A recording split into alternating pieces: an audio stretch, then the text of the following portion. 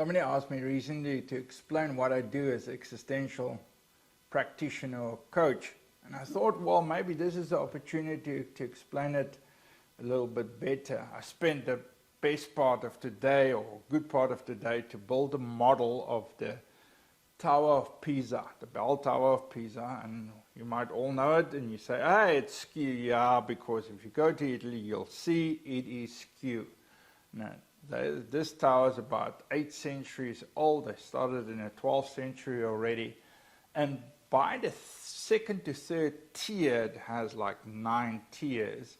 They realized that they had a huge problem. The foundations wasn't set properly. The soil was sagging, and it was doomed from the beginning. And 8 centuries later, it's still skew. At least now the Italian government got it together to not topple over totally. But the problem was the foundations. And to me, existentialism is really that, is negotiating and building proper foundations.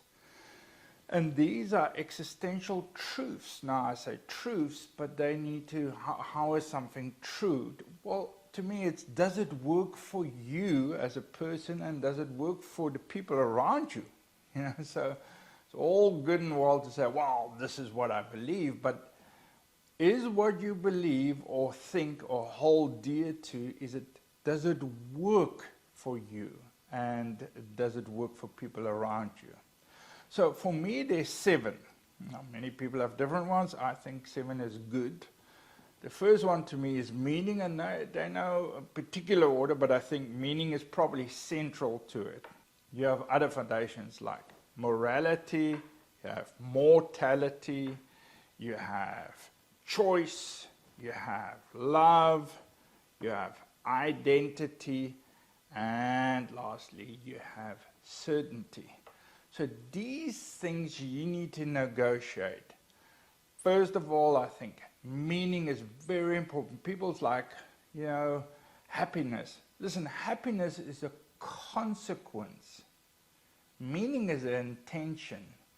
When you understand what is uniquely meaningful to you in life, and you know, Frankl told us it's not what you are waiting for life to bestow meaning onto you. Our job, or our finding a meaning, is to give it from ourselves outwards. That's where we find meaning, and the fulfillment of that actually brings happiness. Now, these things are negotiated. The same, you know, morality. Sometimes people would say, well, there's not really truth and lies, and there's all gray areas. The problem is, you know, the consequences of these choices. What is good and bad? Is there something, what is really right in it? Isn't it really individual choice? Well, whatever it is, does it work for you?